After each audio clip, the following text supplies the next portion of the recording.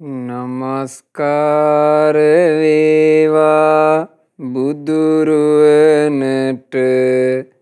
සැමදා බුදු හිමි සරණ යමි. නමස්කාර වේවා දම්රුවනට සැමදා සදහම් සරණ යමි. නමස්කාර වේවා සංඝරුවනට සැමදා මහා සංඝ සරණ යමි.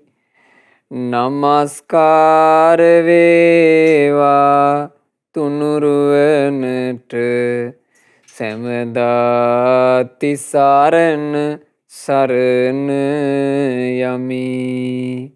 සාදු සාදු සාදු. අප හැම දෙනාගේ කල්යාණ මිත්‍ර පරම පූජනීය පින්වත් ලොකු ස්වාමීන් වහන්සේට අපගේ ගෞරවාදර වන්දනාව වේවා. ගුරුදේවයන් වහන්සේ නිදුක්ව නිරෝගව දීර්ඝායුෂ සම්පත්තියම ලබත්වා. සාදු සාදු සාදු.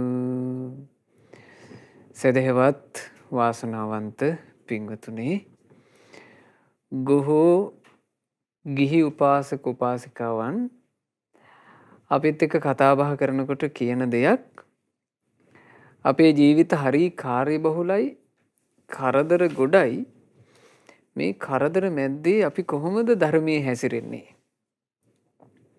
අපිට රැකී රක්ෂා නිසා කරදර, ඊළඟට අපි ජීවත් වෙන සමාජ ක්‍රමය නිසා කරදර, ඇතැම්මු විදේශගත වෙලා ඒ විදේශගත වීම නිසා කරදර. ඉතින් අපට කෝ ගුණ ධර්ම පුරුදු කරන්න, අපිට දහම් මඟ දියුණු කරගන්න වෙලාවක්.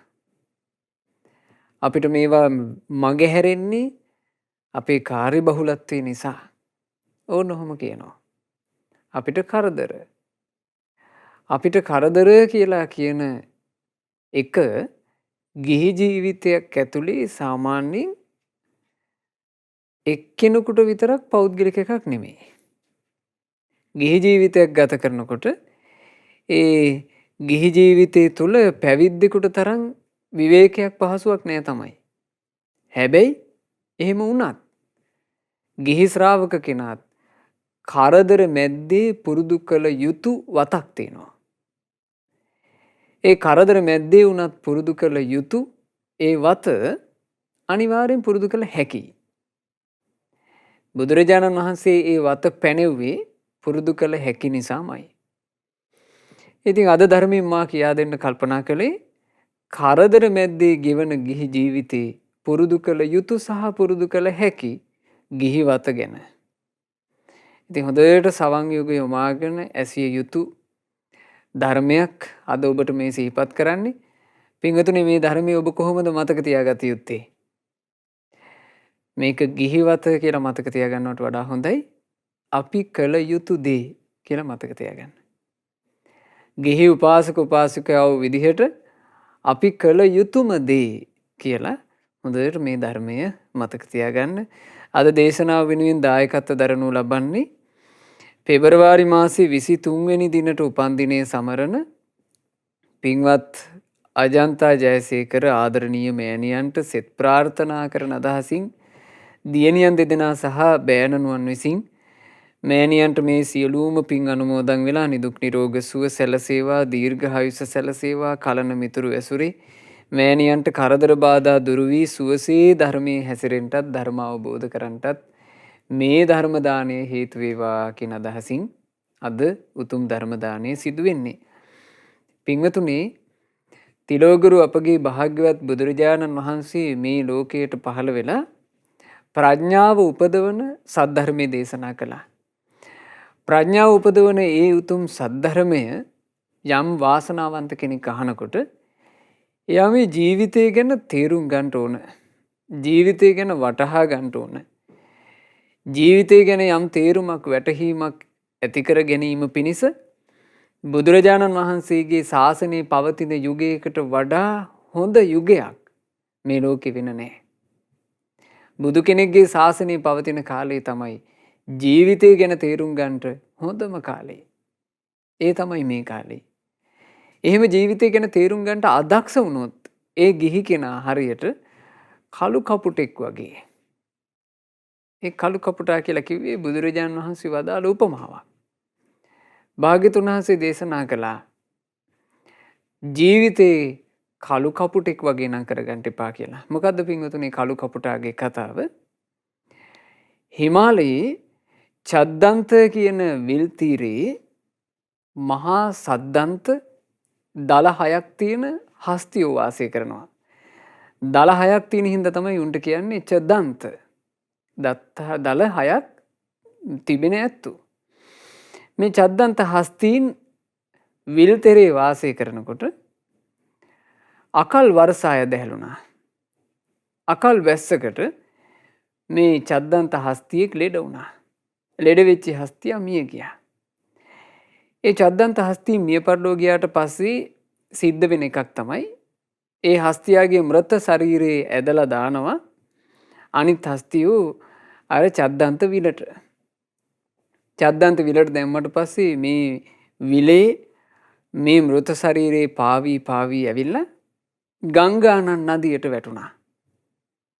ගංගානන් නදියේ දැන් මේ චද්දන්ත හස්තියාගේ මෘත ශරීරේ පාවී යනවා. මේක යන්නේ කොහාටද? මහා සාගරේ කරා ඇදෙනවා. එක් උදෑසනක කළු කපුටෙක් අහසේ පියා සරාගෙන යනවා. ඒ කළු කපුටා යන්නේ ගංගානන් නදිය උඩින්. යනකොට කපුටාට පේනවා යට මහා විශාලයට යමක් පාවෙනවා. මේ මහා හස්තියෙකුගේ ශරීරයක්. කපුටා මේ හස්තියාගේ සිරුර මත වැහුවා. වහලා කපුටා හොටින් කොටලා බැලුවා මේ මොනවද? බලනකොට කපුටාට තියෙනවා මස්. කපුටා අර අලි මාංශය බඩ පිරෙන්න කෑවා. කපුටා ඔළුව උස්සලා බලනවා දැන් කපුටාට පිපාසයි. ඔළුව උස්සලා බලනකොට වටේටම තියෙනවා හොඳට වතුර ටික. ඇයි මේක දූපත වගේනේ? අලියාගේ මලකුණ කියන්නේ දූපත වගේ වටේට වතුර. කපුටා හොඳට ඔළුව උස්සලා බැලුවා වතුර තියෙනවා. බඩ පිරෙන්න වතුරත් බිව්වා. පිපාසෙ සංසිඳුණා. දැන් බඩ ගින්නත් සංසිඳුණා, පිපාසෙත් සංසිඳුණා. මෙයා හොඳට මේ අලි මලකුණේ නිදාගත්තා. දැන් මේ කපුටාට හිතුවිල්ලක් හිතෙනවා මෙහෙම. මට හිතේ හැටියට කන්නට ආහාර තිබේ. මට හිතේ හැටියට බොන්නට පැන්ද තිබේ.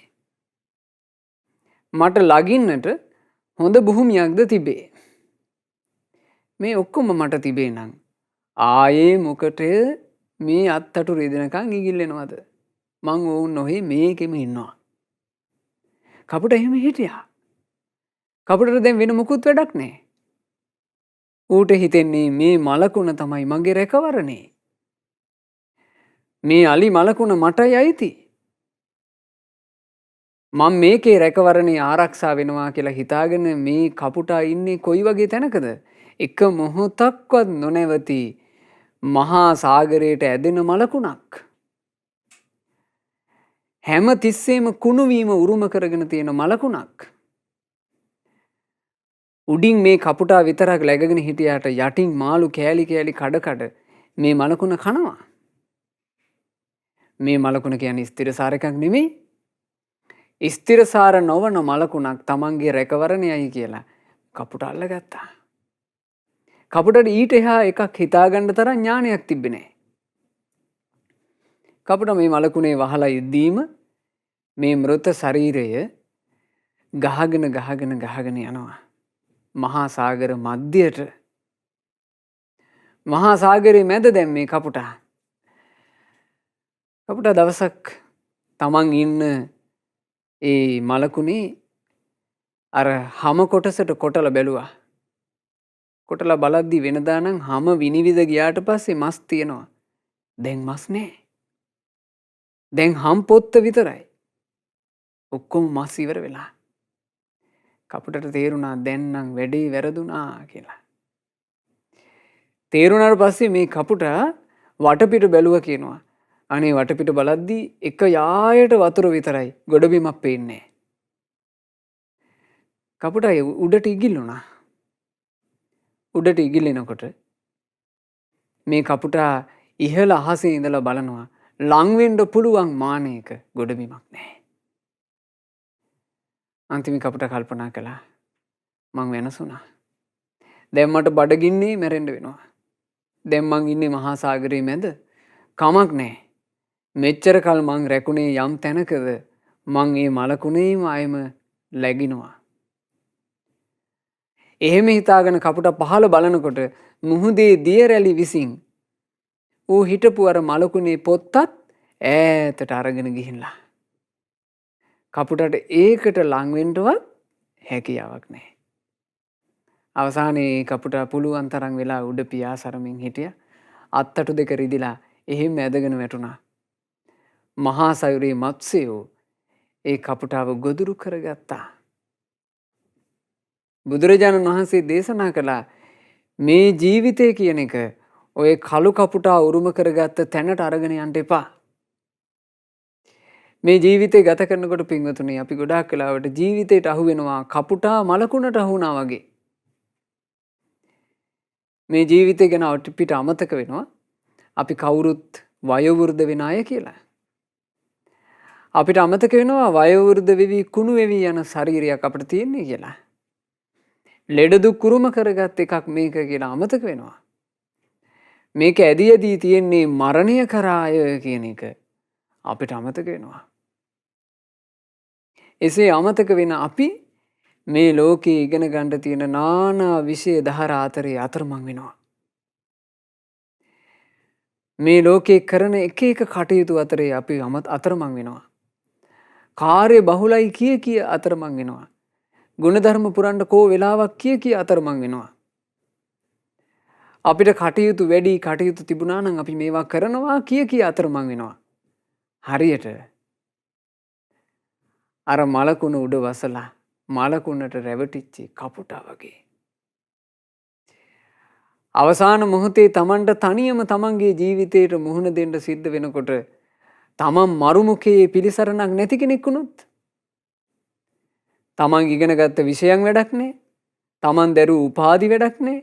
තමන්ට තිබූ ධනය වැඩක් නැහැ. තමන්ට තිබූ අනිත් කිසිම වස්තුවක් වැඩක් නැහැ. තමන්ගේ රැකවරණේ තමන්.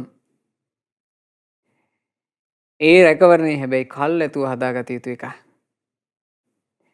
ඒක ප්‍රමාද වෙලා හදන්න බෑ. අර කපුටා හිතුවානේ මේ මලකුණ තමයි මගේ රජදහන කියලා. මේ මලකුණ තමයි මට ස්ථිරසාර රැකවරණේ කියලා. ඌ ඒක උඩම වෙනසී ගියා. ඒ වගේ මේ ලද ජීවිතේ අවසාන භාගයට එනකොට මේක මත්තේම නැහෙන කෙනා මේක මත්තේම වෙනසෙනවා. ඒ නිසා පින්වතුනි කරදර මැද්දේ වුණත් ගිහි කෙනෙක් මේ ජීවිතේ ගත කරනකොට ශ්‍රාවක ශ්‍රාවිකාවක් විදිහට පුරුදු කළ යුතුම දේවල් තියෙනවා. අන්න ඒවට තමයි කියන්නේ ගිහි ශ්‍රාවකයාගේ ගිහිවත. බලන්න බුදුරජාණන් වහන්සේ වදාළ විදිහ. ගහට්ටවත්තං පනවෝ වදාමි යථාකරෝ ශාවකෝ සාදු හෝති නහේස ලබ්බා සපරිග්ගහේන පස්සේ තුන් සෝකේවලෝ භික්ඛු ධම්මෝ. පින්වත්නි දැන් ඔබ හට කියා දෙන්නෙමි ගිහිවත කෙසේ කටයුතු කරන ගිහිසව් යහපත් කෙනෙකු වේදැයි කරදර සහිත ගිහිගෙයි ගත කරන කෙනෙකුන් හට ලබන්නට නොහැකිමය සමනදම් පිරිපුන් ලෙස. පැවිදි ජීවිතයක් ගත කරන උත්තමයෙකුගේ ඒ ශ්‍රමණ ධර්ම කරදර සහිත ගී ජීවිතේ කිසි අයුරකින් ලබා ගන්නට බෑ. හැබැයි එහෙමයි කියලා අපට කරදර නොවෑ කියලා කරබාගෙන ඉඳලා බෑ ගිහි කෙනෙක්. ගිහි කෙනා පුරුදු කළ යුතු ගිහි කෙනාට දැරිය හැකි ගිහි කෙනෙකුට පුරුදු කර හැකි ගිහිවතක් තිබේ. ඒ ගිහිවත කුමක්ද? පානංනහානේ නච ඝාතයෙය නචානුජඤ්ඤා හනතං පරේසං සබ්බේසු භූතේසු නිධාය දණ්ඩං යේ තාවරායේව තසාසන්ති ලෝකේ. බුදුරජාන් වහන්සේ වදාරනවා ගිහි වතේ පළමුවෙන්න කිසි ප්‍රාණියෙකු නොනසයි නොනසවයි කිසිවෙකු ලවා සතුන් මරණා විට අනුන් එය අනුමතද නොකරයි. තැතිගත් නොතැතිගත් ලොවේ හැම සතුන් වෙත කිසි දිනක ගිහි සව්වූ දඬු මුගුරු නොහෙලත්මය. ඔන්න ගිහි කෙනාගේ ගිහිවත. එයා ජීවිතය ගත කරනකොට ප්‍රාණඝාත කරන්නේ, සත්තුන්ට හිංසා කරන්නේ, තැති ගන්න සතුන් වේවා තැති නොගන්න සතුන් වේවා මේ කිසිම සත්වයකට හිංසා නොකර සත්තුන් කෙරෙහි දයානුකම්පාවෙන් වාසය කරනවා.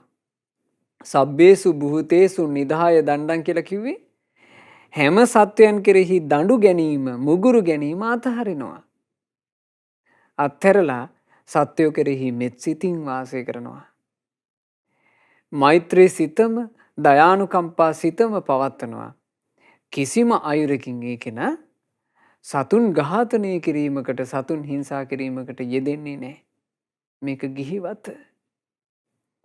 ගිහි කෙනෙක් කොච්චර කරදර බහුල වුණත් ගිහි ජීවිතේ මේක කළ යුතුමයි. ගිහි කෙනෙකුට මේක කළ හැකි. සතුන්ට හිංසා නොකිරීම කළ හැකි. සතුන් ඝාතනය නොකිරීම කළ හැකි. ඊළඟට බුදුරජාන් වහන්සේ දේශනා කළා දෙවැනි වත දුරු කරයි හේ සොරකම අනුන් සතු බව දැන දැන කවර හෝ තැනක තිබෙනා බොහෝ වූ සුළු දෙයක් වූ හෝ නොකරයි සොරකමක්. ඒ අනුමතද නොකරයි සියලු සොරකම් බැහැර කරලයි. ගිහි කෙනාගේ දෙවැනි වත මොකද්ද? නොදුන් දෙයක් ගන්නෑ. තමන්ට නොදුන් දෙයක් පොඩි වෙන්න පුළුවන්, ලොකු වෙන්න පුළුවන්. ගන්නේ නෑ. නොදුන් දේ ගන්ට ආස කරන්නේ. නොදුන් දේ ගැනීම අනුමත කරන්නේ. සොරකමින් වැළකී වාසය කරනවා. සොරකමින් වැළකී වාසය කිරීම කියලා කියන්නේ කොච්චර කාර්ය බහුල ජීවිතයක වුණත් ගිහි කෙනා කළ යුතුම ගිහිවතයි. එතකොට මේ කාර්ය බහුලයි කියන කතා, අපිට වැඩවැදී කියන කතා මරණයට අදාළ එකක් නෙමෙයිනේ. අපි හිතමු ඔබේ ජීවිතේ කරා මරණය එනවා. මරණය පැමිණෙනකොට පිංගුතුනි අපිට කියන්න පුළුවන්ද මට බෑ වැඩ වැඩි, දැම්ම මැරෙන්නේ කොහොමද?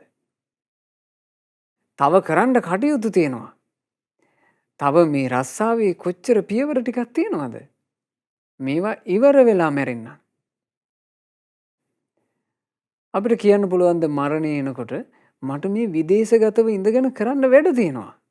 මේ වැඩ ටික ඉවරලා ලංකාවට ආපුවම මම මැරෙන්න. බෑ. මරණය ආසනින් යන්න වෙනවා. මරණය ආසනින් යන්න වෙනවා නම් මරණය පැමිණීම සම්බන්ධයෙන් කිසි කාර්ය බහුලත්වයක් හෝ වැඩ වැඩි බවක් දරන්නේ නැත්තම් අපි කරන වැඩ කටයුතු සමබර කරගෙන අපි අපේ ජීවිතේ හදාගත යුතු නොවේද? අනිවාර්යයෙන්ම. අනිවාර්යයෙන්ම පින්වතුනි අප්‍රමාදීව අපි අපේ ජීවිතේ අපේ යහපත ගොඩනගාගෙන තියාගන්න ඕන. අනිත් කරන රැකිරක්ෂා, අනිත් යුතුයකම් වගකීම්, අනිකුත් කටයුතු මේ හැම දෙයක්ම ඊට පස්සේ තියෙන එක. මරණය පැමිණෙනකොට මරණයම මුලට එනවා නම් අපි හැමතිස්සෙම අපේ රැකවරණය මුලට ගත යුතු නැද්ද? මුලට ගත යුතුමයි. එනිසා හොඳට තේරුම් ගන්නට ගිහි වත කියලා කියන්නේ මොකක්ද කියලා. ගිහි කෙනාගේ වත කියලා කියන්නේ ඒ ගිහි කෙනා තමන්ගේ රැකවරණය හදා ගැනීම. ඒකයි මම කිව්වේ මේ දේශනාව ඔබ මතකයේ තබා ගත යුත්තේ අපි කළ යුතු දේ කියලයි. ගිහි උපාසක උපාසිකාව විදිහට අපි කළ යුතු දේ මෙයයි. බුදුරජාණන් වහන්සේ දේශනා කළා ඊළඟට මෙහෙම. ගිහි ශ්‍රාවකද නුවණැති මනවින් දහම් දැනුම ඇති ගිනි අඟුරු වලක් විලසින් දුරු කරයි වනචරකම රැකගත නොහැකි නම් උතුම් වූ මේ බඹසර පරාඹුවන් කරා කිසි දිනක නොයන්නේමය. බලන්න ශාස්ත්‍රුන් වහන්සේ ගිහියාට රැකින්ට කරලා තියෙනවාද? ගිහි ශ්‍රාවකයා හොඳ දහම් දැනුමක් ඇති කරගෙන ආරක්ෂා වෙන්න ඕන කියනවා වනචරකමෙන්. ඒ වනචරකම කියලා කියන එක ගැන හරියට ගිනි අඟුරු වලක් වගේ දකින්න ඕන කියනවා. අද මේ ගිනි අඟුරු වල වර්ණනා කරනවා. අද ලෝකේ මේ ගිනි අඟුරු වල වර්ණනා කරනවා. තමන් කැමති කාන්තාවක හිටියම මොකෝ ඒක මනුස්ස අයිතිවාසිකමක් කියනවා. තමන් කැමති පුරුෂයෙක් එක්ක හිටියම මොකෝ ඒක මිනිසෙකුගේ අයිතිවාසිකමක් කියනවා. තමන් කැමති වයසකදී මේ සල්ලාලකම් කරාම මොකෝ ඒක මේ උපන් මිනිසෙකුගේ අයිතිවාසිකමක් කියනවා. අද ගිනි අඟුරු වලවල් පිදුම් ලබනවා. පරිහානියේ කටේ ඉන්නේ පින්වතුනේ. පරිහානි කටේ. ගිහි කෙනෙක් කළ යුතු ප්‍රධාන කාරණාවක් පර ස්ත්‍රී සේවනය පර පුරුෂ සේවනය කියන එකෙන් ගැලවීම. කිසි කලෙකත් යොමු නොවීම. ඒ වනචරකම පසෙ කළා එයාට බැරි නම් උතුම් බඹසරක් ආරක්ෂා කරගන්නට ඒ කෙනා එන්න ඕන කියනවා.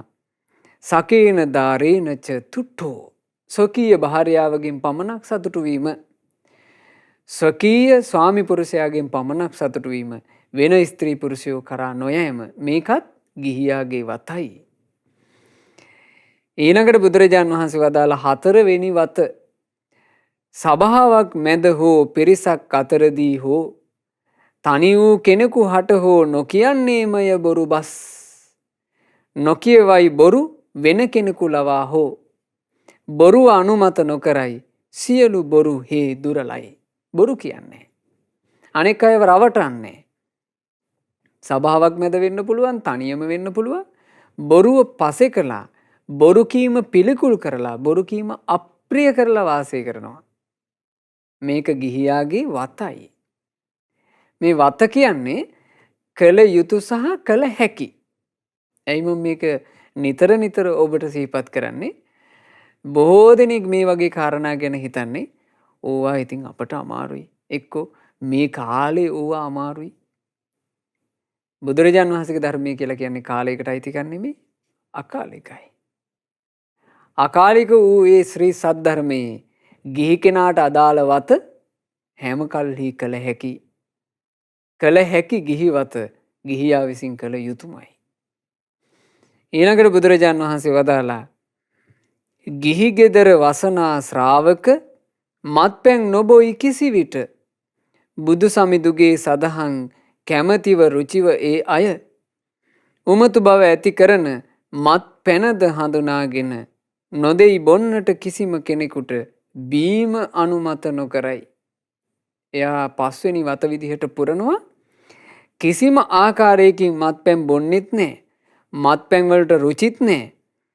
උමතු බව ඇති කරන එකක් නේද මේක කියලා අඳුනගෙන අනුන්ව පිස්සු වට්ටන්ට මත්පැන් දෙන්නෙත් නැහැ. අද මේ රටේ හැදිලා තියෙන සංස්කෘතියක් උත්සවයකට මත්පැන් නැතුවම බෑ. ඊළඟට කොටින්ම මල ගෙදරකට මත්පැන් නැතුව බෑ. අපේ ස්වාමීන් වහන්සේ නමක් මගෙත් එක්ක සිහිපත් කළා. ඒක අවස්ථාවක ඒ ස්වාමීන් වහන්සේ ගිහි කාලේ තාත්තා අන්ත්‍රා වුණා. තාත්තා අන්ත්‍රා වෙලා ඒ ස්වාමීන් වහන්සේගේ සහෝදරයයි තමයි මේ තාත්තට හිටපු එකම පුතු දෙන්න.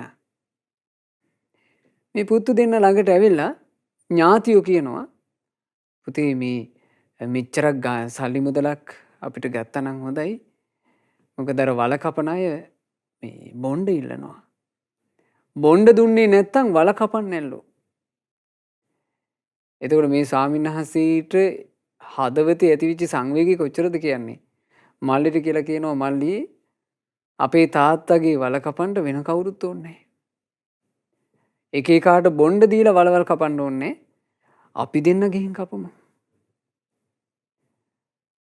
බලන්න මේ අපේ සුන්දර සංස්කෘතියක් තිබුණු අපේ දේශයට වෙලා තියෙන දේ ඒ තරමටම නීච වෙලා.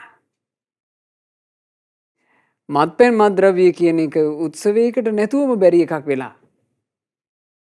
මත්පැන් මත්ද්‍රව්‍ය අත්‍යවශ්‍ය දෙයක් බවට පත් වෙලා. ඒ නිසා ගිහි කෙනෙක් විදිහට ඔබ කවදාවත් ඔබේ මේ ජීවිතයට සම්බන්ධ කොයි තරාතිර මේ මිත්‍රයෝ අමනාප වුණත් කිසි කලෙක බොණ්ඩ දෙන්න නම් එපා. මත්පැන් මත්ද්‍රව්‍ය භාවිතය කියන එක අපි ජීවිතයෙන් දුරින්ම දුරු කළ යුතු එකක්, අප්‍රිය කළ යුතු එකක්. මත්පැන කියලා කියන්නේ එහෙම එකක්. එයා තමන් බොන්නෙත් නෑ කියනවා, බීම අනුමත කරන්නේද නැත. මදාහි පාපානි කරොන්ති බාලා කරොන්ති චඤ්ඤේපි ජනයාපමත්තේ ඒතං අපුඤ්ඤායතනං විවජ්ජයේ උම්මාදනං මෝහනං බාලකන්තං. මෝඩයෝ මත්පැන් බී නොයෙක් පව්පුරවා ගනිත්, අනෙක් ජනයාවද කුසලයෙහි පමා කරවත්. මත්පැන් බීම යනු පව් උල්පතක් බව දැන උමතුවන මුලාවන මෝඩයන් කැමතිවන මෙය දුරින් දුරු කරන්නේ වෙයි. ඔන්න ශාස්ත්‍රුන් වහන්සේ වදාළ විදිහ. මත්පැන් කියන එක නම් දුරින්ම දුරු කරන්න ඕන. මොකද මේ මත්පැන් පාවිච්චියට හුරු වුණොත් එහෙම ඒ කෙනාට ඔක්කොම අමතක කරලා යනවා. මට එක අවස්ථාවක තරුණ මහත්තයෙක් ඇවිල්ලා එයාගේ දුක අඬ අඬ කිව්වා. ඒ මහත්තයා තමන්ගේ බිරිඳට ගොඩාක් ආදරය කළා. එයාලට පුංචි දරු පැටවුත් හිටියා. ඒ දරු පැටවුන්ටත් එයා ගොඩක් ආදරය කළා. තාත්තා කෙනෙක් විදිහට දරු පැටවුන්ට ආදරය කළා. අවුරුදු කීපයක ප්‍රේම සම්බන්ධතාවයක් තිබිච්චි පෙම්වතියක් තමන්ට හිටියේ. ඈ විවාහ කරගත්තට පස්සේ බිරිඳට ගොඩාක් ආදරය කළා. මේ මහත්තයා ව්‍යාපාර කරන තැන ඒ යාළු මිත්‍රයොත් එක්ක දවසක් හිතවත්ව ඉන්නකොට යාළු මිත්‍රයෝ මෙයාට සාදයකට ආරාධනා කළා. මෙයා ඒකට ගියා. එතන තියෙනවා මත්පැන්. මෙයා මත්පැන් පානයට කැමති වුණේ නැහැ. අවසානයේ මේ යාළුවෝ ටික චුට්ට මෙයාව මත්පැන් වලට හුරු කළා. මෙයාත් බොන්න පටන් ගත්තා. මෙයා බොන්න පටන් ගන්නකොට දැන් මේ මිත්‍රයොත් එක්ක මෙයාත් බොන කෙනෙක් බවට පත් වුණා. නොදැනීම. පවිටු ඇසුර නිසා. පස්සේ දවසක් මිත්‍රයෝ ටික හිතවත් ඉන්නකොට මේ මිත්‍රයෝ සල්ලාලකම ගැන කතා කළා. ඒකුන් ඔක්කොම සල්ලාලයෝ. මෙහෙම තැනක් තියෙනවා. මෙහෙම කාන්තාවෝ ඉන්න. යන්ද කියලා මෙයාට යෝජනා කළා. මෙයා ඒ වෙලාවේ කිව්වා, "හාපෝ බෑ. මං මගේ බිරිඳට ගොඩක් ආදරෙයි. මම ඉන්නේ නෑ. මං ඕවට කැමති නෑ." එයාගේ විශ්වාසය කඩ කරන්න මං සතුටු නෑ. මෙයාගේ හිතේ තියෙන එක කිව්වා. එතකොට අර සල්ලාල මිත්‍රයෝ ටික ඔක්කොම කල්පනා කළා. අපි මෙයාගේ මේ අදහස නැති කරන්න ඕන. බලන්න. දවසක් සාදයකට ගියාට පස්සේ මෙයාට වැඩිපුර බොණ්ඩ දුන්න යාළුවෝ ටික හිතලම මෙයා බීලා හොඳටම වෙරි වුණාට පස්සේ අර නරක කාන්තාවක්ව ලං කළා. මෙයා ඒ කාන්තාවත් එක්ක කායිකව ඇසුරු කළා. වෙරි මරගාතේ හිඳිලා යනකොට පියවිසිහි එනකොට මෙයාට තේරුණේ තමන් ලොක්කු වැරද්දක් කළා. ඒ වැරද්ද මගෙන් වුණා නේද කියන පසුතැවීම එයාට අතාරින්න බෑ. බලන්න, මත්පැන් නිසා. ඒ නිසා ගිහි කෙනා වතක් විදිහට පුරුදු කරනවා තමන්ගේ ජීවිත කාලෙ පුරාවටම මත්පැන් ලං කරගන්නේ. ඊළඟට බුදුරජාණන් වහන්සේ දේශනා කළ ගිහි ශ්‍රාවකයාගේ අනෙකුත්වත්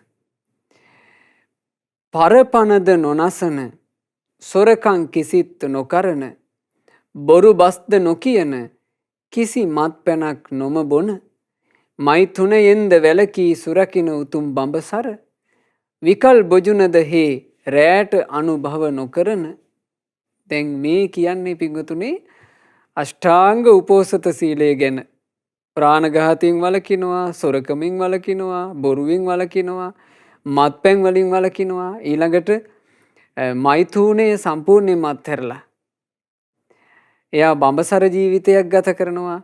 විකල් භෝජනයෙන් වැළකීලා රැට මේ ආහාර පාන අනුභව නොකර ඉන්නවා.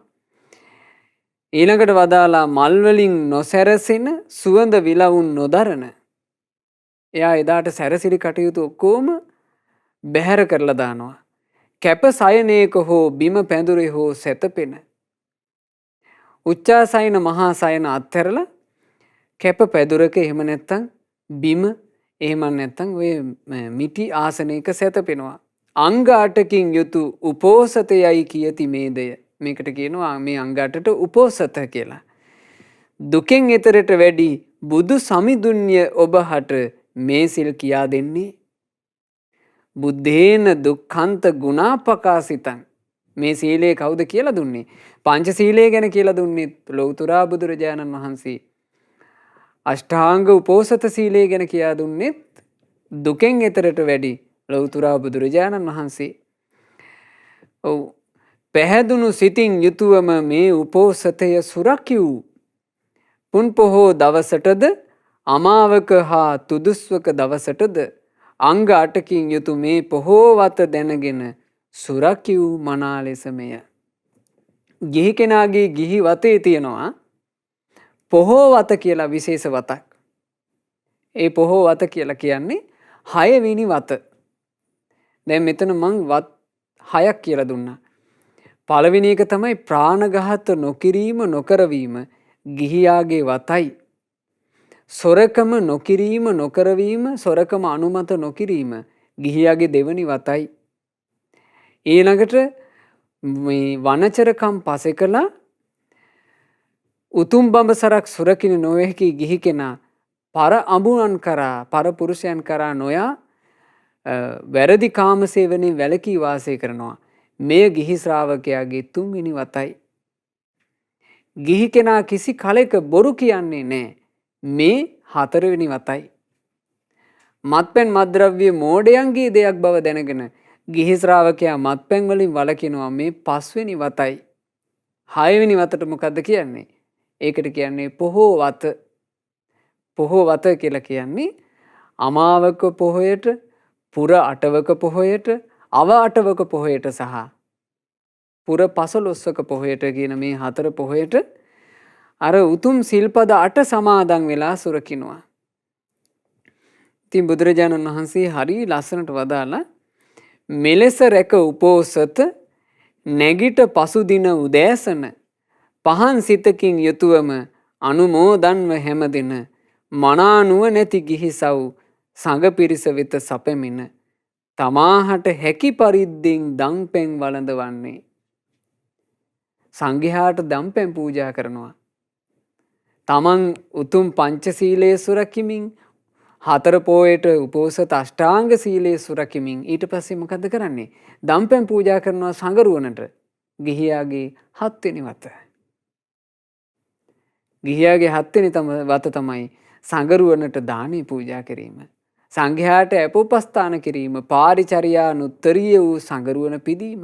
එතකොට මේ සංගරුවන පිදීම යටතේ සංගරුවන කරා එළඹිලා ගෞරව සත්කාර දක්වලා ආසන පනවලා ප්‍රණීත දනින් පැනින් පූජා කරලා ඔක්කොම ටික තියෙනවා.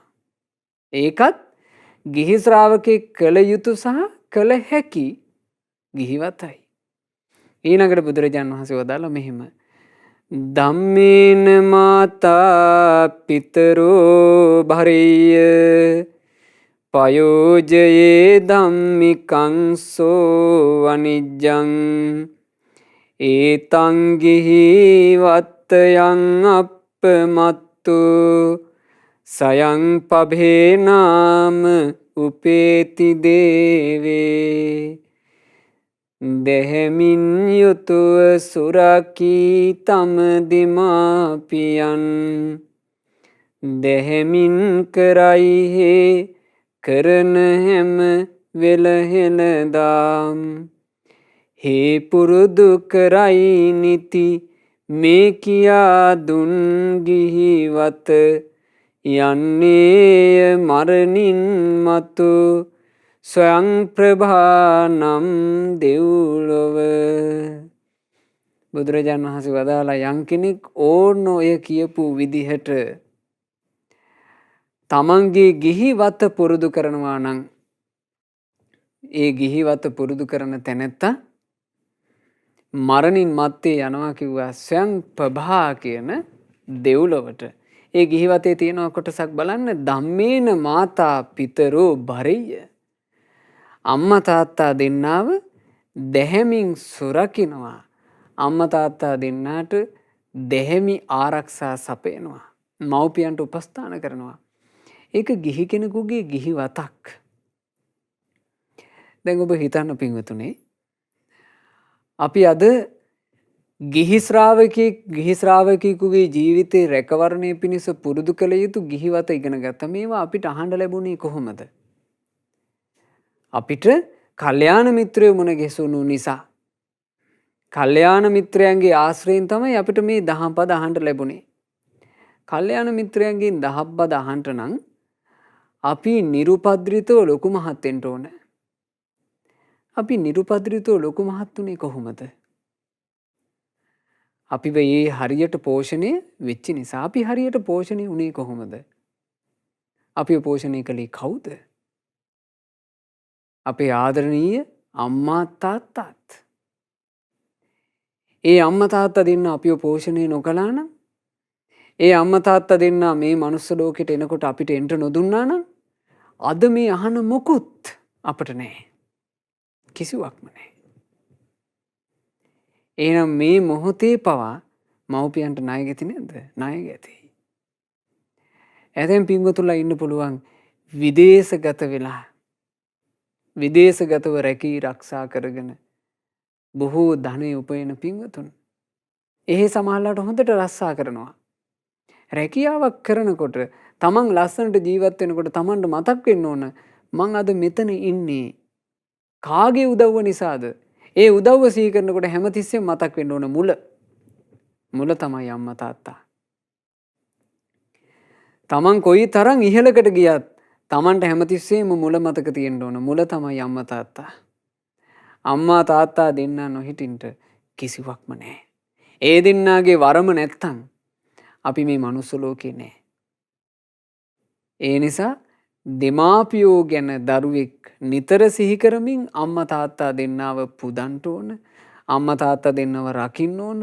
අම්මා තාත්තා දෙන්නාට නිතර ධර්මයෙන් රැකවරණ හදන්න ඕන. දැන් අද බලන්න, අද තමන්ගේ ආදරණීය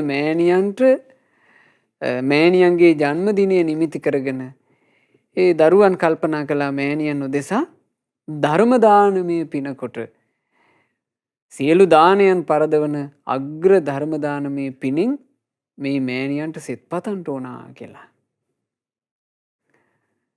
ඒ කාලේ පින්වතුනි අතීතේ ගත්තොත් එහෙම අපි මේ ලංකා භූමියේ අපේ මුතුන් මිත්තන්ගේ තිබුණු ක්‍රමේ තමයි හැමතිස්සෙම පවුලේ පිරිස එකතු වෙලා අර්ථවත් කතාබහින් යුක්තව කාලය ගත කළා. බොහෝ වෙලාවට ධර්මයේ මුලට අරගත්තා. ධර්මානුකූල කතාබහ තිබුණා. වැඩිහිටියන්ගේ අත්දැකීම් කතා කළා. ආච්චි සීයලා එක්ක ඉන්නකොට ඒ ආච්චි සීයා දෙන්නගෙන් තමයි අම්මා තාත්තා උපදෙස් පතන්නේ. ඇයි හේතුව? ආච්චි සීයා දෙන්නෙක් කියලා කියන්නේ අම්මා තාත්තාගේ වයස ගත කරගෙන කෙලවරට ගියපු අය. එයාලට අත්දැකීම් වැඩි. එයාලගෙන් උපදෙස් පතනවා. අම්මා තාත්තා දෙන්න දරුවන්ට උපදෙස් දෙනවා.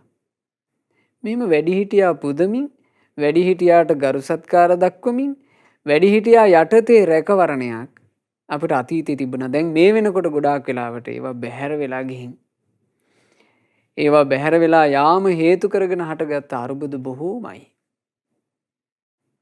අරුබුද බොහෝමයක් තියෙනවා.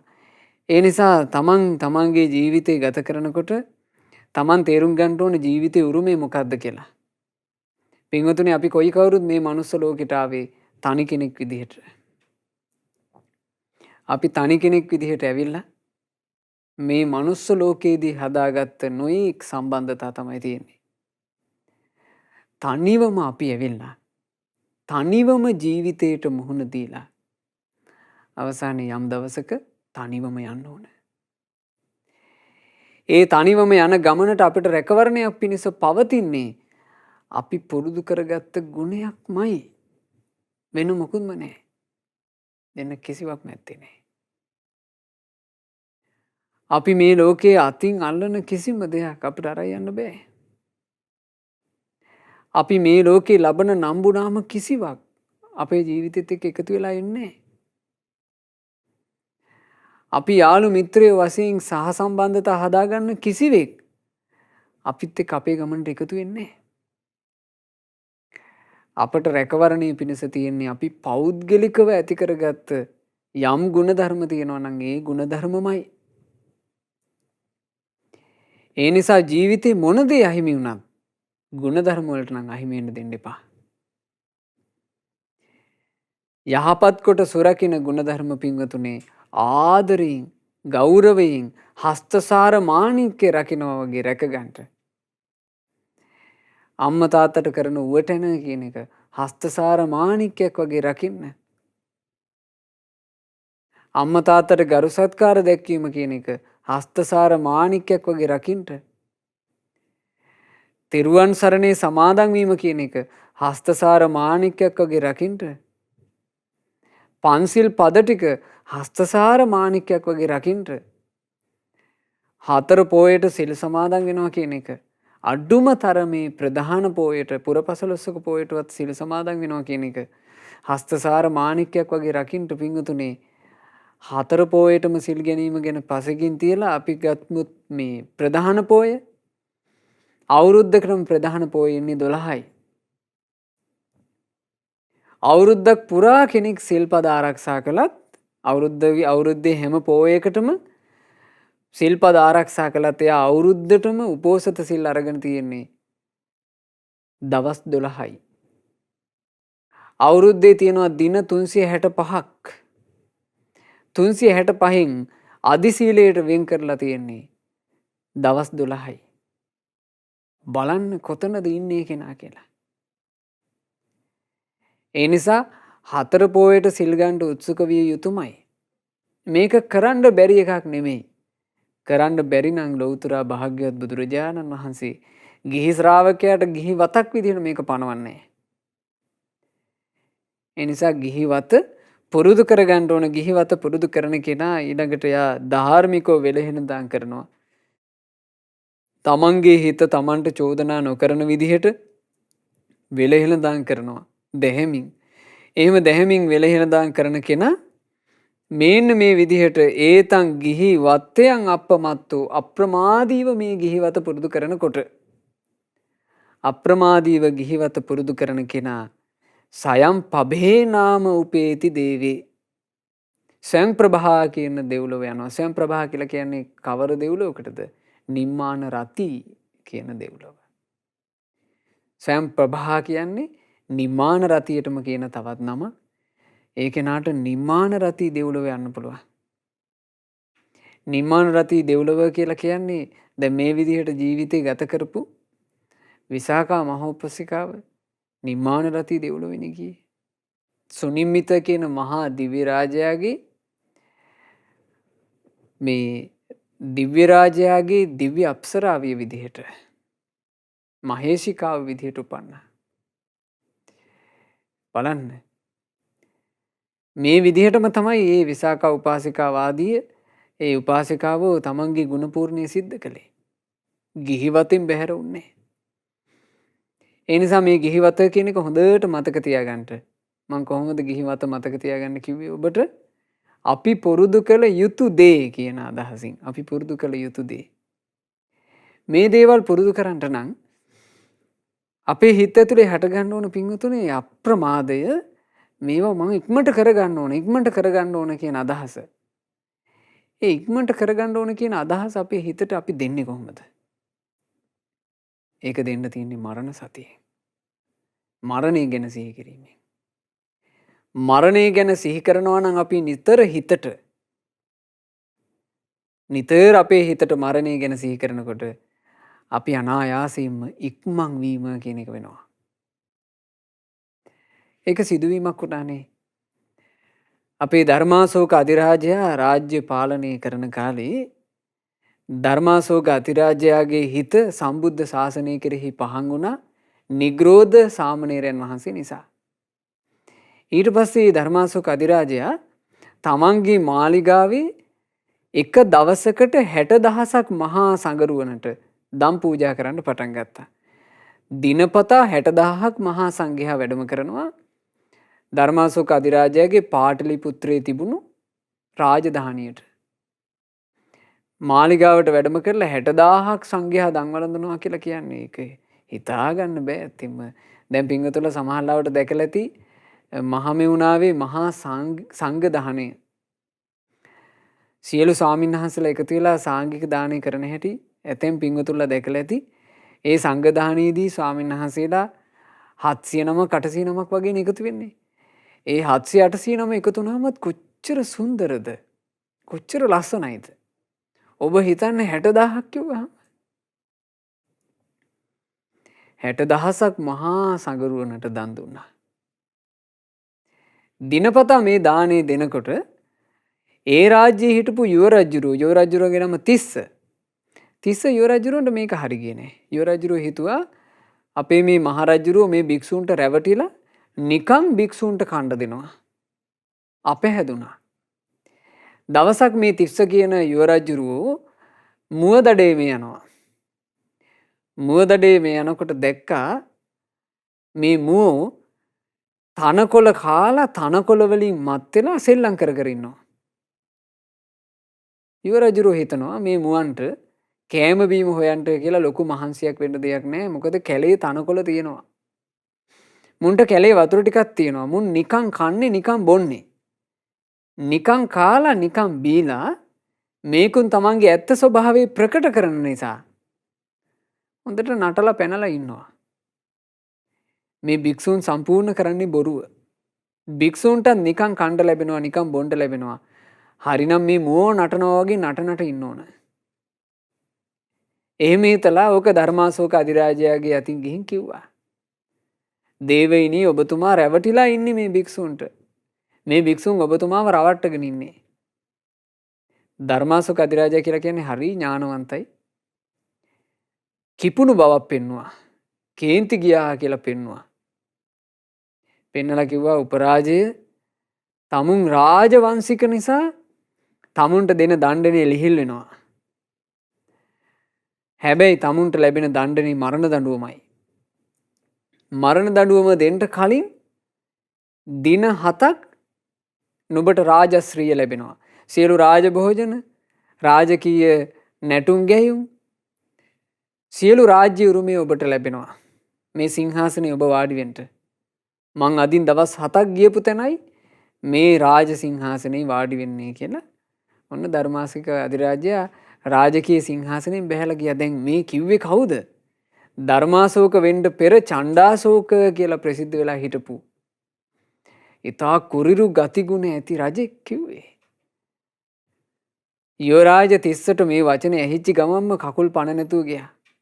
අයියෝ තව මට ඉන්න තියෙන දින 7යි. දවස් 7 ගෙවිලා ගියා. දවස් 7න් පස්සේ ඔන්න ධර්මාශෝක අධිරාජයා යලි පැමිණිලා සිංහාසනේ වාඩි වෙනවා. වාඩිලා රාජපුරුෂයන්ට කියනවා කෝ උපරාජ තිස්සයා. ඒ උපරාජ තිස්සයාව කැඳවගෙන ඉන්න කිව්වා. එතකොට කියනවා දේවයිනි අපේ තිස්ස යුව රජුරෝ නම් කැඳවාගෙන ඉන්න පුළුවන් කමක් නැහැ. එතුමට පාගමනින් එන්න බෑ. අපි ඔසවාගෙන එන්නම් කිව්වා. ඔසවාගෙන වරෙල්ලා කිව්වා. අනේ දවස් 7කට කලින් හිටපු ලස්සන යුව රජුරෝ නෑ. කෙට්ටු වෙලා සුදු මැලි වෙලා නැගිට ගන්න බැරුව පාණ්ඩු රෝගියෙක් වගේ. ධර්මාශෝක අධිරාජයා හිනහ වෙවි යනවා. ඈ උපරාජ නිකං කණ්ඩ රාජ භෝජනත් ලැබුණා. නිකං කණ්ඩ රාජකීය මේ නොයිකුත් පාන වර්ගත් ලැබුණා. මේ රාජ්‍යයේ ඉන්න බොහෝම ලස්සන නාටිකාංගනාවන්ගේ නැටුම් බලන්ටත් ලැබුණා. රාජකීය යහනා ලැබුණා. ඈ උපරාජය හොඳට කාලා බීලා පෘෂ්ටිමත් වෙලා නටලා ඉන්න එපැයි. මොකෝ මේ පාණ්ඩු රෝගියෙක් වගේ ඇට ගැහිලා කියලා ඇහුවා. එතකොට උපරාජ තිස්ස කියනවා අනේ දේවයිනේ මට මොන සැපත්ද? මට මොන සතුටක්ද? දින 7කින් මට ජීවිතය අත්හැරලා යන්න වෙනවා කියලා සිහි වෙද්දී මං කොහොමද මේ රාජ භෝජන වලින් සතුටු වෙන්නේ? ධර්මාශෝක අධිරාජයා කියනවා උපරාජ තිස්සේනි තමුන් දින 7ක් ඇතුළත මිය යනවා කියලා ඔය විදිහට කල්පනා කොට ඔච්චර සංවේගයට පත් වුණා නම් ඉහළට ගත්ත හුස්ම පොද පහළට හෙලන්න පෙර මරණය එන්න පුළුවන් කියලා සිහි කරන ඒ මාගේ ස්වාමී වූ ධර්මරාජයන් වහන්සේගේ ශ්‍රාවක මහා සංගරුවන කොයි තරම් සංවේගයෙන් යුක්තව කොයි තරම් අරුත්බර විදිහටද ජීවිතය ගත කරන්නේ කියලා හිත පැහැදෙව්වේ. ශ්‍රාවක සංගරුවන මනාව සිල් ගුණදම් සුරැකුවේ ජීවිතය ගැන හිතන නිසා. එනිසා පින්වතුනි අපි මේ මනුස්ස ලෝකේ ඇවිල්ලා ලොකු කාලයක් ඉන්නේ නේ. ඊටාම කෙටි කලයි ඉන්නේ. ඒ කෙටි කාලය ඇතුලේ හොඳ පරිණත මිනිසෙක් විදිහට ජීවිතේ ගොඩනගන්න කළු කපුටෙක් වගේ නම් වෙන්න එපා. කළු කපුටාට සිදුවෙච්ච ව්‍යසනේ ගොඩාක් මිනිස්සුන්ට සිද්ධ වෙනවා. අවසානයේ මරු කටේ මට පින් කරගන්න බැරි වුණා කියලා හිතාගෙන මැරෙනවා. අයියෝ මේ දේපල කොහොම අත්හැරලා යන්නද කියලා මැරෙනවා. අයියෝ මගේ වස්තුව මං කොහොමද අතහරින්නේ කියලා මැරෙනවා. මහා වාසනාවන්ත ජීවිත කතා ගොඩාක් අපිට තියෙන්නේ. හොඳට අර්ථ වශයෙන් වටහාගෙන මේ ගිහිවත පුරුදු කරන්නට අප්‍රමාදී වෙන්න දෙමාපියන්ට අප්‍රමාදීව අපෝපස්ථාන ටික කරගන්න අම්මා තාත්තා හැමදාම ඉන්නේ. අම්මා තාත්තා ඉන්න ටික කාලේ හොඳට අපෝපස්ථාන කරන්න හිත පිරෙන්න අපෝපස්ථාන කරගන්න. ඒවා අතහැර ගන්න එපා. අම්මා තාත්තට උවටන්කොට ඊළඟට මේ ගිහිවත කියන්නේ පුරුදු කළ හැකි එකක්, පුරුදු කළ යුතු එකක්. ගිහිවත හොඳට පුරුදු කරගන්න. හැම දිනාට මේ ගෞතම බුද්ධ ශාසනය තුල බුදුරජාණන් වහන්සේ සරණ ගියපු ගිහි ශ්‍රාවක ශ්‍රාවිකා වූ විදිහට සම්බුදු සසුනේ පිළිසරණ ලබා ගන්නට වාසනාව ලැබේවා කියලා අපි ආශිර්වාද කරනවා, සෙත් ප්‍රාර්ථනා කරනවා. අද මේ උතුම් ධර්ම දේශනාව තුළින් ජනිත සියලුම පුණ්‍ය ධර්මයන් අද දවසේ උත්පන් දිනයේ සමරන පින්වත් අජන්තා ජයසේකර මෑණියන්ට අනුමෝදන්ව මෑණියන් නිදුක් වෙත්වා නිරෝග වෙත්වා දීර්ඝායුෂ ලබත්වා කලන මිතුරු ඇසුරේ සුවසේ දහමේ හැසිරී ධර්මාවබෝධ කරන්ට මෑණියන්ට වාසනාව ලැබේවා. සාදු සාදු සාදු. රැස් කළා වූ දාරතර පුණ්‍ය ධර්මයන් සියලු දෙවියෝ සතුටින් අනුමෝදන් වෙත්වා. සග්දෙවිඳුන් සතර වරන් දෙවිවරුන් සෙම්පති දෙවියන් ප්‍රමුඛ කොට සියලු දෙවි දේවතාවුන් වහන්සේලා සියලු බ්‍රහ්මකායික දෙවියෝ මේ සියලු පින් අනුමෝදන්ව දිව්‍ය සැපයෙන් දිව්‍ය ආශ්චර්යෙන් වැඩේවා. දෙවියන්ගේ නිරන්තර රැකවරණ අප හැම දෙනාට දෙවියෝ සලසත්වා. දෙවියෝද සසර දුකින් අත මිදේවා. සාදු සාදු සාදු. රැස් කළා වූ දාරතර පුණ්‍ය ධර්මයන් අපගේ ගුරු දේවෝත්තම කල්යාණ මිත්‍ර පරම පූජනීය පින්වත් ලොකු ස්වාමීන් වහන්සේට අනුමෝදන් වෙත්වා. ගුරු දේවයන් වහන්සේ නිදුක්ව නිරෝගව දීර්ඝායුෂ සම්පත්තියම ලබත්වා. ගෞතම සාසනය තුලම උතුම් වූ චතුරාර්ය සත්‍ය ධර්මය පරිපූර්ණ වශයෙන්ම අවබෝධ කර ගනිත්වා. සාදු සාදු සාදු. අද දවසේ ධර්ම දානය කරන්නේ සදහවත් පිංගුතුන්ලා බලාපොරොත්තු වෙන පරිදි රැස් කළ උදාරතර පුණ්‍ය ධර්මයන්ගේ අනන්ත පුණ්‍ය ආශිර්වාදයේ බුද්ධ රත්නයේ ආශිර්වාදයේ ධර්ම රත්නයේ ආශිර්වාදයේ සංඝ රත්නයේ ආශිර්වාදයේ පින් අනුමෝදන්ව සතුටු වෙන සියලු දෙවියන්ගේ ආශිර්වාදය අද දවසේ ජන්මදිනයේ සමරන පින්වත් අජන්තා ජයසේකර මෑණියන්ට සැලසී මෑණියන් නිදුක් වෙත්වා නිරෝග වෙත්වා දීර්ඝායුෂ සම්පන්නියම ලබත්වා. උතුම් කලන මිතුරු ඇසුරේ සුවසේම ධර්මයේ හැසිරෙන්න ලැබේවා. මෑණියන්ට යම් මේ කරදර බාධා ඇතනම් ඒ සියල්ලම දුරින්ම දුරු වී ගෞතම සාසනයේ සුවසේ දහම් මඟ දියුණු කරගෙන ධර්මාවබෝධ කරන්ට වාසනාව ලැබේවා කියලා අපි ආශිර්වාද කරනවා, සෙත් ප්‍රාර්ථනා කරනවා. රැස් කළ උදාරතර පුණ්‍ය ධර්මයන් අවවාද අනුශාසනාවන් ලබා දුන් අම්පාර මණ්ඩල මහා විහාරයේ නායක ස්වාමීන්ද්‍රයන් වහන්සේට අනුමෝදන් වෙත්වා. ඒ වගේම මහමෙවුනාව බෞද්ධ විද්‍යාලයේ පින්වත් අනුශාසක ස්වාමින් වහන්සේලාට මේ සියලුම පුණ්‍ය ධර්මයන් අනුමෝදන් වෙත්වා. මහමෙවුනා වාසී රටලෝක වාසී පූජනීය මහා සංඝරුවනට පින් අනුමෝදන් වෙත්වා. ඒ වගේම ලෝලුගස්වෙල සුධර්මා මෑණියන් වහන්සේට සුසන්තා ලොකු මෑණියන් වහන්සේට මේ සියලුම පින් අනුමෝදන් වෙත්වා. අනගාരികා මෑණියරු සියලු දෙනාට පින් අනුමෝදන් වෙත්වා.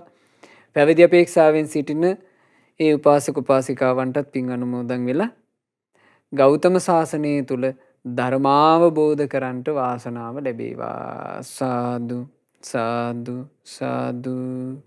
රැස් කළ උදාරතර පුණ්‍ය ධර්මයන් තමන්ගේ නමින් මිය පරලොවයන්ට යෙදුනා වූ පින්වත් මහිල් ජයවික්‍රම පියාණන්ට, ජීවන් තරංග ජයවික්‍රම සොහොයුරාට, ඩී.ඒ. ජයසේකර මුත්තණුවන්ට, ටී.ඩී.එස්. ජයවික්‍රම මුත්තණුවන්ට, ලලිනා රංජනී සුදුනෙන්දාට සහ පර්ල් ලිලියන් එදිරිවීර ආච්චි අම්මාට මේ සියලුම පුණ්‍ය ධර්මයන් අනුමෝදන් වෙලා ඒ නමින් මිය ගියා වූ සියලු ඥාතීන්ගේ පරලොව ජීවිත සැපයෙන් සැපයටම පත්වෙත්වා.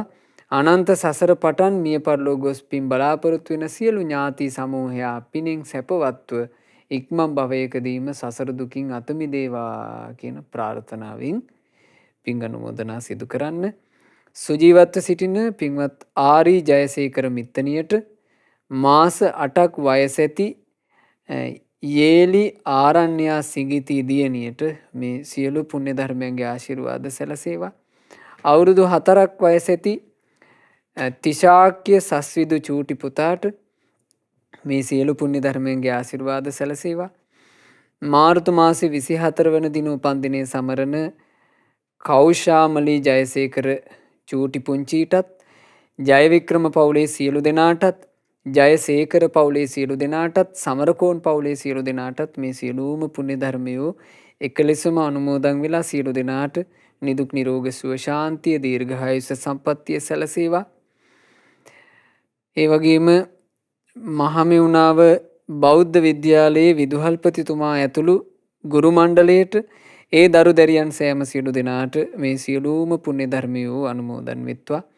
අද ධර්ම දානයන් සිදු කරන පින්වත් අජන්තා ජයසේකර මෑණියන්ගේ දියණියන් දෙදෙනාටත්, බෑණනුවන්ටත්, පවුලේ සෑම සියලු දෙනාට සියලු පුණ්‍ය ධර්මයන් අනුමෝදන් වෙලා සියලු දෙනාට නිදුක් නිරෝගී සුවය දීර්ඝායුෂ සැලසේවා. ධර්මයේ හැසිරීම පිණිස යම් මේ කරදර බාධා ඇතනම් ඒ සියල්ලම දුරින්ම දුරු වෙත්වා. ජීවිතේ කරන කියන රැකිරක්ෂා ව්‍යාපාර ආදියත් දියුණුවටපත් වෙත්වා. ඒ දූදරු මුණුපුරු මිනිපිරියන්ගේ අධ්‍යාපන කටයුතු ආදියත් සාර්ථක වෙත්වා. කිසි කරදරයකින් බාධාවකින් තොරව තමන්ගේ ජීවිතේ සැනසille පින් රැස් කරගෙන දහම්මග දියුණු කරගෙන කලන මිතුරු ඇසුරේ ගුණවත් ජීවිත උපදව ගන්නට හැම දිනාට අවකාශ සැලසෙත්වා. ශ්‍රද්ධා මාසික ධර්ම දාන සමාජික පින්වතුන්ලාටත්, ශ්‍රද්ධා කාර්ය මණ්ඩලයේ සියලු දෙනාටත්, සුපින්වත් ඔබ හැම දිනාටත් මේ ගෞතම බුදු සසුන තුළම උතුම් වූ චතුරාර්ය සත්‍ය ධර්මය අවබෝධ කරගන්නට වාසනාව ලැබේවා. හැම දිනාටම තෙරුවන් සරණයි. නමෝ බුද්ධාය. මෙවැනි වටිනා ධර්ම දේශනා ශ්‍රවණය කිරීමට ශ්‍රද්ධා ඩේලි YouTube චැනලය සබ්ස්ක්‍රයිබ් කරන්න.